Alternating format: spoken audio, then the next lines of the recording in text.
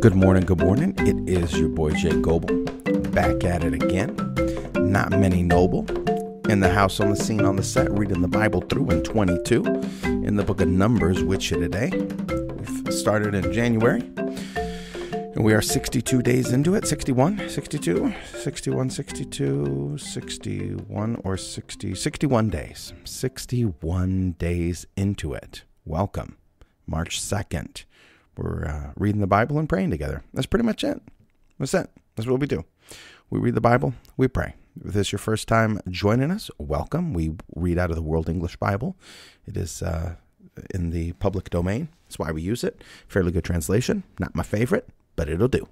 I prefer the ESV, the New King James, and the NASB, but I do like free, or not having to check in with somebody and get it approved and or pay royalties or things like that. So anyhow, this allows us to do that. Read it all the way through.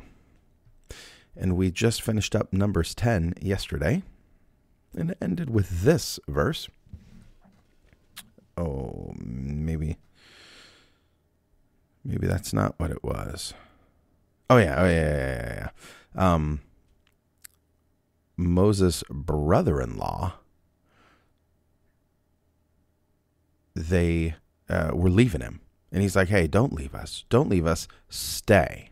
Right? Because they had this wandering in the wilderness fieldcraft down. They were good. They were good at living off the land and cruising around. And so he said, hey, as Yahweh blesses us, you stay with us and we'll bless you. And so Yahweh then moves the camp, right? With the pillar of the cloud and the fire kind of shows them where to go, directs them. But as they're living off the land and camping, tearing up, setting down, I mean, these were stationary people in Egypt who'd come out. They're now in year 2. They just started year 2 of wandering the wilderness, and it's been a challenge for them. Amidst this challenge, we find Numbers 11, and the people, in verse 1, were complaining in the ears of Yahweh. That seems to be par for the course, right? Look, they ain't the only ones. All I'm saying is they're not alone. They're in good company, complaining in the ears of Yahweh. I find myself there. And you know what's interesting? Sorry, just real quick, and then we'll get back to it. When we complain in the ears of Yahweh, it's not when we're praying. It's not when we're on our knees in our prayer closet, seeking his face, pouring out our sins in confession and inclining or in lifting up our voices on behalf of others. That's not what we're doing. It's not what we're doing. This complaining is in our hearts when we're doing the dishes, when we're washing the car, when we're mowing the lawn, when we're listening to our boss, when all these other things that are going on in our lives. We complain in our hearts. Sometimes we complain to our coworkers, and we complain to some friends maybe. But that complaining is heard. It's heard by God. It's heard by the people that you're complaining to, that maybe we were witnessing to or trying to be faithful examples to. It's heard by them. So let's finish up here in chapter 11, verse 1. I know we read the first half of the verse, and that's it. What happens when Yahweh heard it here? When Yahweh heard it, his anger burned, and Yahweh's fire burned among them and consumed some of the outskirts of the camp. The people cried to Moses, and Moses prayed to Yahweh, and the fire abated. The name of that place was called Taberah, because Yahweh's fire burned among them. That means they died supernatural deaths. That's what it sounds like. Consumed some of the outskirts of the camp. Burned among them and consumed some of the outskirts of the camp. Maybe those who were leaving, fixing to leave, or wanted to be as far away from God as possible. They still got God. And we don't get all the details of it. I'm sorry. We're just left to know that some were consumed by the fires of God for their complaining. That's all we get. Verse 4. The mixed multitude that was among them lusted exceedingly. And the children of Israel also wept again and said, who will give us meat to eat? We remember the fish which we ate in Egypt for nothing, the cucumbers and the melons and the leeks and the onions and the garlic, but now we have lost our appetite. There is nothing at all except this manna to look at. So they're going into year 2. And all they've had is manna. It's rough, but God is providing for them. Just like us. I don't like the way God's providing for me. I want more, right? Yeah, I feel you. The manna was like coriander seed, and it looked like bdellium. The people went around, gathered it, and ground it in mills, or beat it in mortars, and boiled it in pots, and made cakes of it. Its taste was like the taste of fresh oil. When the dew fell on the camp in the night, the manna fell on it. Moses heard the people weeping throughout their families, every man at the door of his tent, and Yahweh's anger burned greatly. And Moses was displeased. Moses said to Yahweh, "Why have you treated your servant so badly? Why haven't I found favor in your sight that you lay the burden of all this people on me? Have I conceived all this people? Have I brought them out, that you should tell me, carry them in your bosom, as a nurse carries a nursing infant to the land which you swore to their fathers? Where could I get meat to feed all these people? For they weep before me, saying, 'Give us meat that we may eat.' I am not able to bear all this people alone, because it is too heavy for me.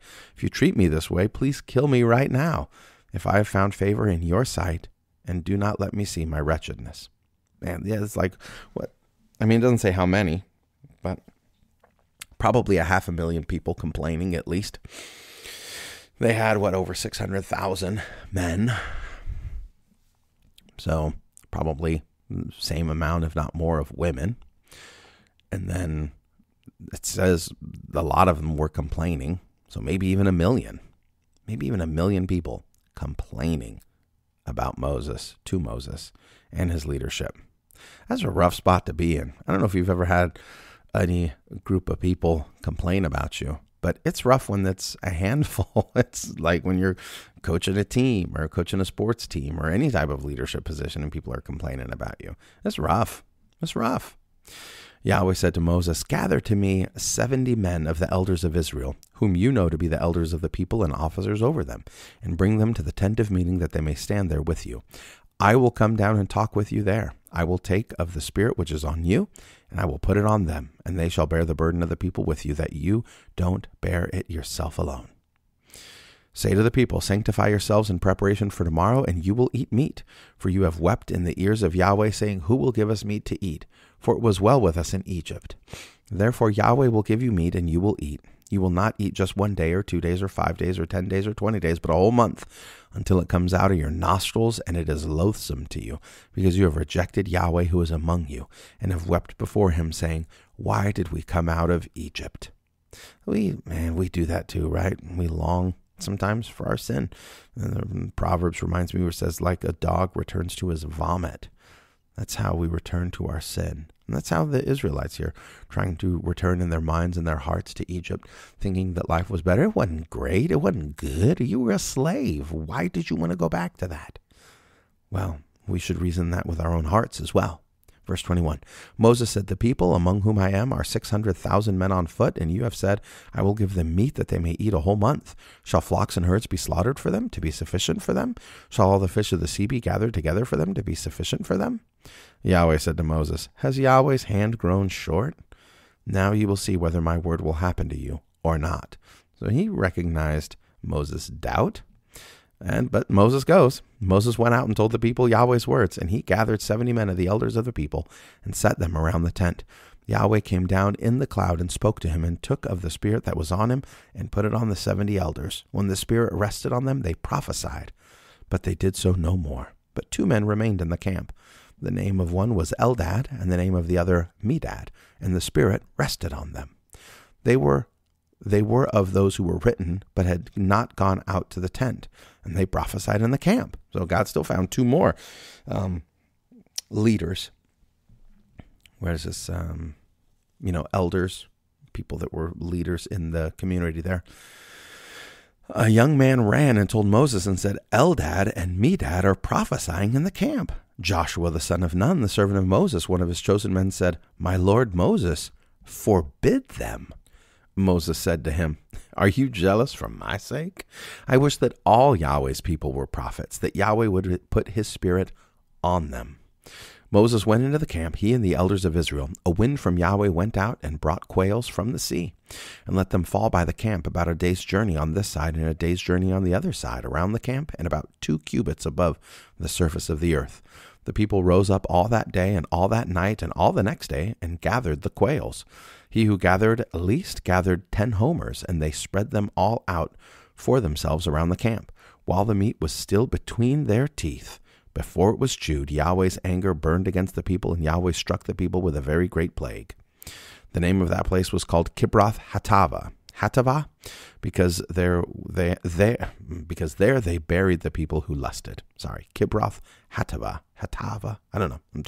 I know it's not twice. It's just I was trying to pronounce it correctly, but who knows? From Kibroth Hattaavah, the people traveled to Hazeroth, and they stayed at Hazeroth. And man, this concept, I know. It's not part of our paradigm where we say, look at this and then go do likewise. But like the concept has stayed with me, I think, since the first time I read it when I was younger, where it was like, you can ask for something and sometimes God will give it to you. And that thing which you ask for will be the means of your suffering, destruction, hurtfulness, problems, He gives it to us sometimes, what we want, what we ask for, what we desire greatly. The Lord then gives to us, and then bada boom, bada bing. Man, I shouldn't ask for that, right? So now I ask for godly desires of the heart. And I've prayed that for my kids since they were babies. I said, Lord, give them godly desires. The desires, the things that are in their heart that they wish to chase, make them of you. Let it be of you. The desires in my heart, let it be of you. Let's get rid of the ones that are of me because I don't want none of them no more.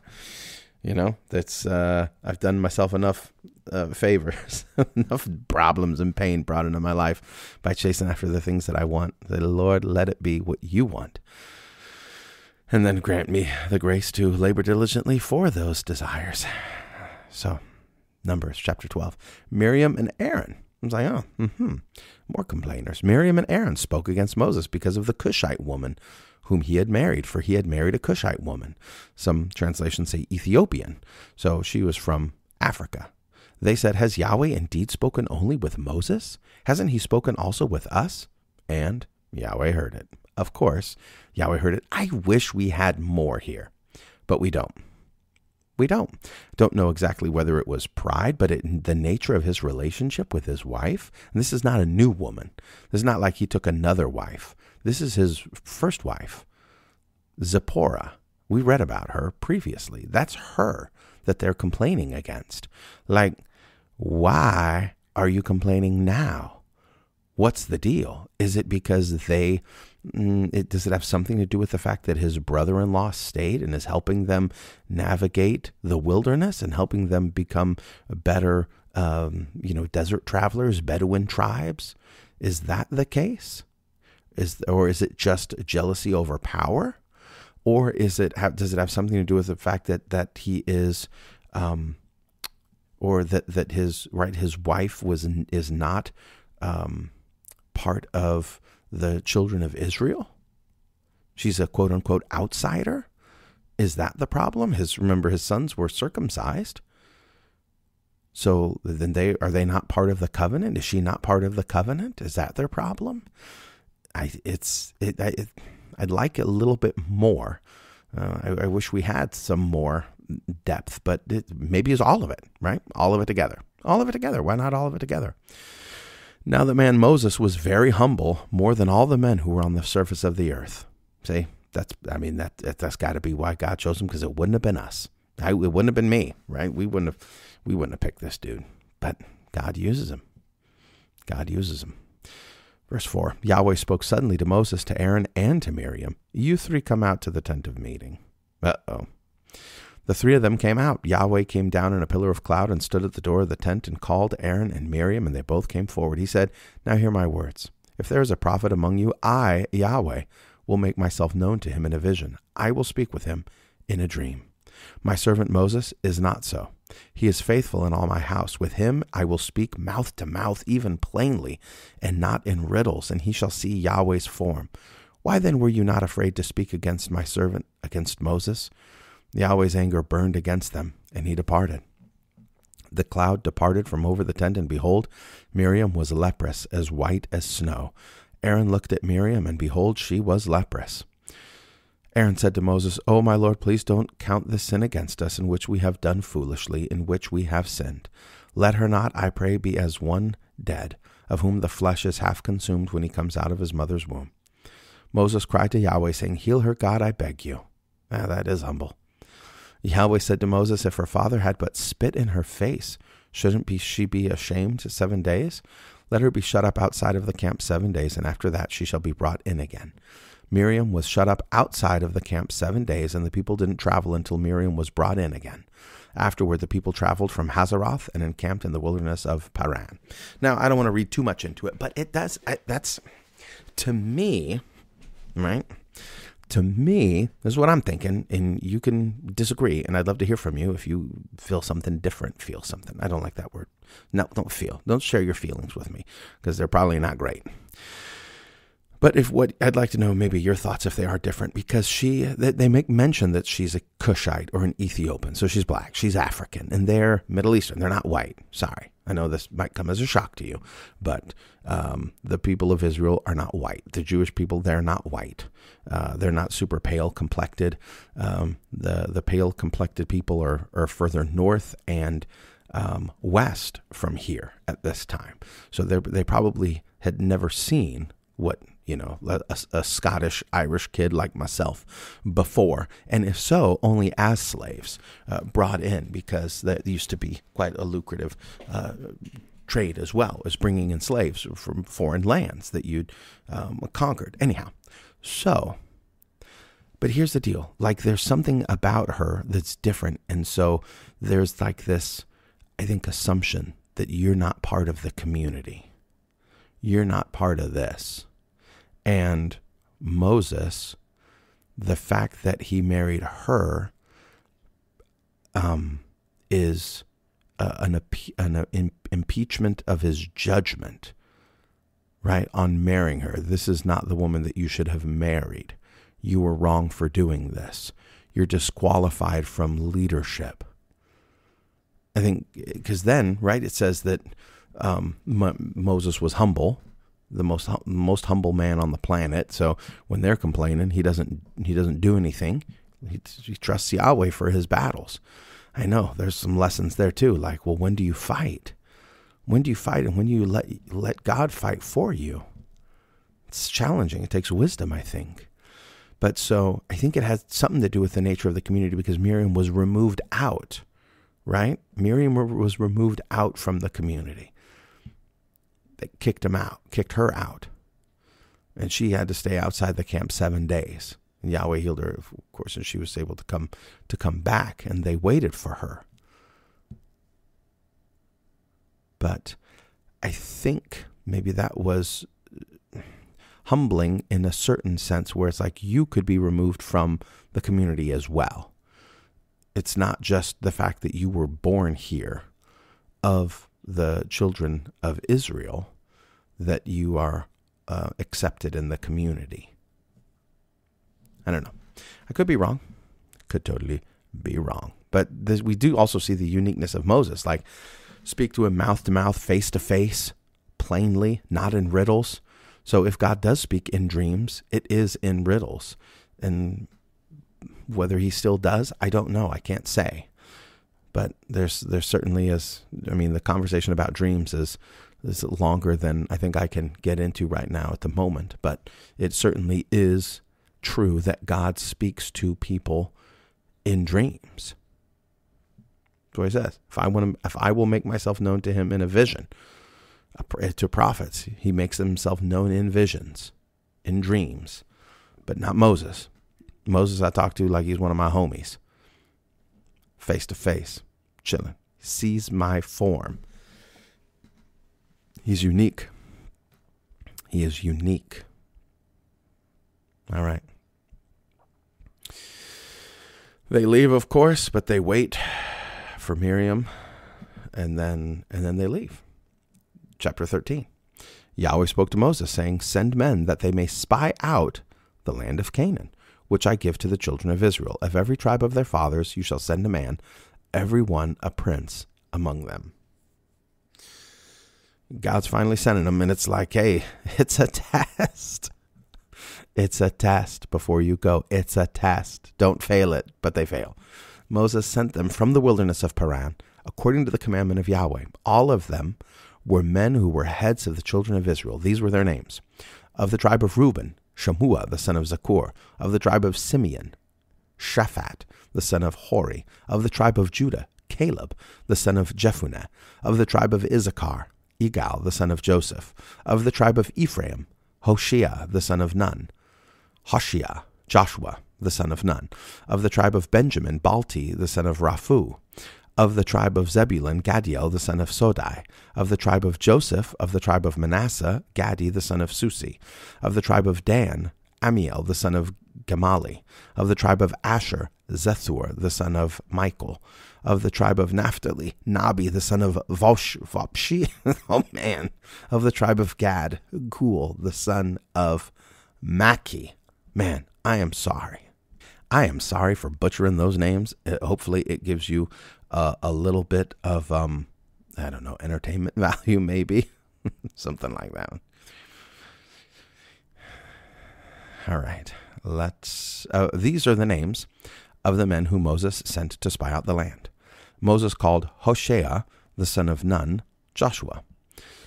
Moses sent them to spy out the land of Canaan and said to them, "Go up this way by the south and go up into the hill country. See the land, what it is, and the people who dwell therein, whether they are strong or weak, whether there are few or many, and what the land is that they dwell in, whether it is good or bad, and what cities they are that they dwell in, whether in camps or in strongholds, and what the land is, whether it is fertile or poor, whether there is wood therein or not. Be courageous, and bring some of the fruit of the land."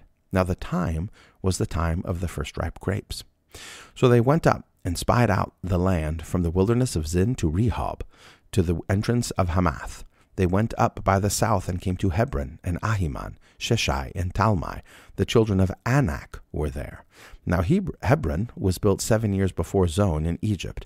They came to the valley of Eshcol, and cut down from there a branch with one cluster of grapes, and they bore it on a staff between two. They also brought some of the pomegranates and figs. That place was called the valley of Eshcol because of the cluster which the children of Israel cut down from there. They returned from spying out the land at the end of 40 days. They went and came to Moses, to Aaron, and to all the congregation of the children of Israel to the wilderness of Paran, to Kadesh, and brought back word to them and to all the congregation. Now, the number 40 seemed to have something to do with testing and trying and refining and honing. They showed them the fruit of the land. They told him and said, "We came to the land where you sent us. Surely it flows with milk and honey, and this is its fruit. However, the people who dwell in the land are strong, and the cities are fortified and very large. Moreover, we saw the children of Anak there. Amalek dwells in the land of the south. The Hittite, the Jebusite, and the Amorite dwell in the hill country. The Canaanite dwells by the sea and along the side of the Jordan." Caleb stilled the people before Moses and said, "Let's go up at once and possess it, for we are well able to overcome it." But the men who went up with him said, we aren't able to go up against the people, for they are stronger than we. They brought up an evil report of the land which they had spied out to the children of Israel, saying, "The land through which we have gone to spy it out is a land that eats up its inhabitants. And all the people who we saw in it are men of great stature. There we saw the Nephilim, the sons of Anak, who come from the Nephilim.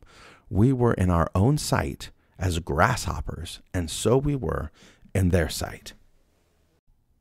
All right, so there's kind of a lot there, right? Especially when you start talking about the Nephilim. We talked about it when we were reading Genesis, and 59 days ago. So let's just rehash real quick. They're referencing the Nephilim from Genesis 6, right? So this is Genesis 6. When man began to multiply on the face of the land and daughters were born to them, the sons of God saw that the daughters of man were attractive, and they took as their wives any they chose. Then the Lord said, My spirit shall not abide in man forever, for he is flesh. His days shall be 120 years. The Nephilim were on the earth in those days, and also afterward, when the sons of God came into the daughters of man, and they bore children to them. These were the mighty men who were of old, the men of renown. The Lord saw that the wickedness of man was great on the earth. Okay. So we talked about the different linguistic concepts and interpretations that exist from this, trying to identify who the Nephilim are, right? When we saw who are the sons of God and who are the daughters of man. That's basically what we have to figure out. And we talked at great lengths and why I believe and why it's the most logical, and even here is going to bear evidence to it. But the best conclusion is, remember our paradigm, the seed of the woman and the seed of the serpent. Who's the seed of the serpent? They are humans. They are mankind, not snakes running around. Snakes are not evil, right? The son of the seed of the serpent are unbelievers. There's only two groups here. And so we find, again, in Genesis 6, we find, not in the same terminology, though, the seed of the serpent and the seed of the woman, though. Because remember, Eve, she thought it was Cain. And then by the time Cain murdered Abel, that had flipped. And she thought the seed was Abel at that point. And then when she has Seth, she says a seed to replace. That's how we know. A seed to replace Abel, whom Cain killed. So when she first had Cain, she's like, this is the seed. The person that's going to bring us back to God, right? Okay, stay with me. This is the one that's bringing us back to God. He kills his brother. So between that time, he had displayed whatever attributes that led her to believe he is no longer the seed. He's something different. He is indeed the seed of the serpent.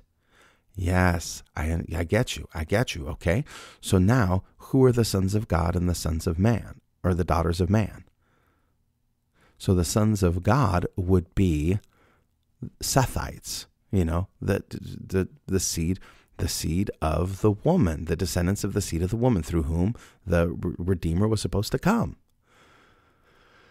Right? Okay, just follow with me. And then, so the daughters of man would be the offspring of Cain and his descendants. And so instead of trying to continue with this concept, right, that we need to bring about the seed of the woman in order to redeem us and bring us back to God, we're going to do whatever we want. We're going to let the lust of the flesh, the lust of the eyes, and the pride of life drive us. And they just take whomever they want and marry them. And in that process, there are some that become giants. It means we have the genetic makeup for it. What is a giant? I don't know. It's a little bit relative, isn't it? I mean, I can recall, so if you're familiar with world history, you may have known of an African samurai who ended up on the island of Japan. He was probably about 6'2", and the average Japanese samurai at the time was like 5'3", 5'4". Was he a giant? He was big, strong, muscular. Yakusei, the African samurai, was indeed giant. He was a giant. He was probably over a foot taller than everyone, or maybe around a foot taller. Okay. I met J.J. Watt. He's a defensive lineman for the Arizona Cardinals now, but he's played for the Texans before that, right? And then he came out of Wisconsin. I believe he went to college. I think he went to Eastern Michigan as well. Anyways, he is a big man. He's big. I shook his hand at the Pro Bowl when I met him, and I felt like a child. My hand was totally swallowed up by his hand. I'm almost 5'8". I'm 5'7 3/4". He is 6'5", but he felt absolutely ginormous when I was standing next to him. He's, 100 pounds heavier and almost a foot taller. He is a huge human being. And he's 6'5". I mean, if they had, there are bigger and taller humans now, even still. So these descendants of Anak, who are they? This is the first time Anak is mentioned, but they call them the Nephilim, right? The spies bring up an evil report. Caleb and Joshua are like, let's go. Everybody else is like, whoa, hold up. We've gone into the land to spy it out. The land eats up its inhabitants. The people who we saw are men of great stature. We saw the Nephilim, the sons of Anak, who come from the Nephilim. Not the same Nephilim, but there's a reference. I believe they are exaggerating and referencing the evil. They're saying, hey, these same Nephilim, because these Nephilim aren't there no more. They were all killed in the flood. The Genesis 6 versions of it, right? And we started over with Noah, who was blameless in his generations. What does that mean? Remember, we talked about that a little bit as well. It probably meant that he was the descendants of the sons of God and the daughters of God, or Sethites. The group, the seed of the woman who are expecting and looking forward to God's redemption. That's what we concluded, and I think there's a safe conclusion there. They're saying, well, it's just like that. These evil giants of old, whom we had learned about, right? And that God had to destroy with a flood. That's who's there. That's who's there. We cannot. I mean, they're certainly exaggerating. We could argue maybe over to the degree of exaggeration, but they're saying we were in our own sight as grasshoppers. Well, they weren't grass. I mean, think about it. How tall is a grasshopper? A half an inch, right? So even if you say 60 times, right? So even if you said, okay, they're an inch and I'm 60 inches tall or whatever. So that's 60 times. We're talking about like 360 feet. So it's exaggeration. They weren't Godzilla. All right. How tall was Godzilla?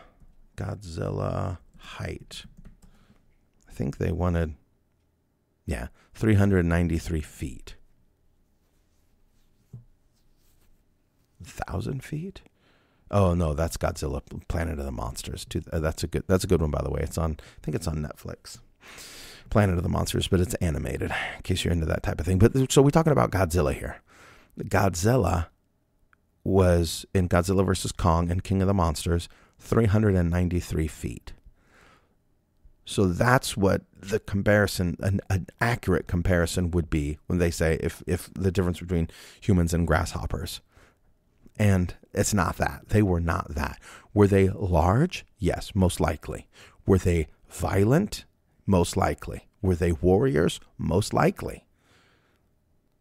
Did God destroy the previous Nephilim? Yes. Yes. He did. And they are not looking in faith to say, well, God can do it here. We know God promised to never destroy the whole earth. But hey, look, these strong, evil people are back. All right. So what else did I want to talk about? I think it's by Hebron. So this is where, now Hebron was built. So they came up in the south and came to Hebron. They came to where their forefathers were buried. I mean, Abraham was buried here.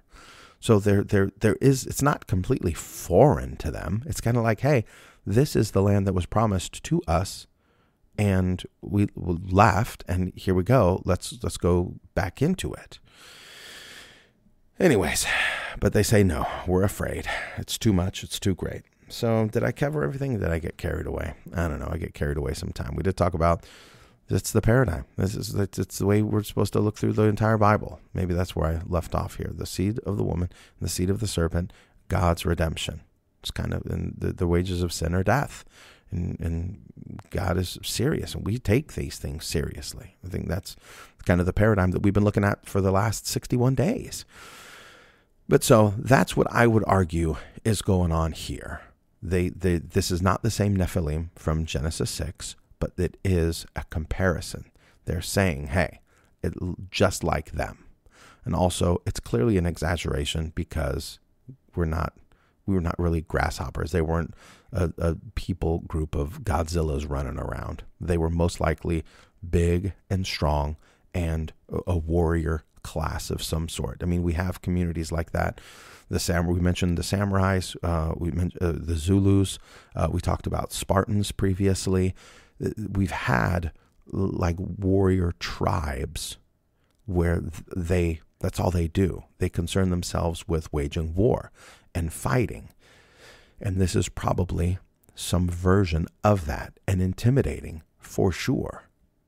Intimidating giants. And you could say that they're giants. Is Shaq a giant?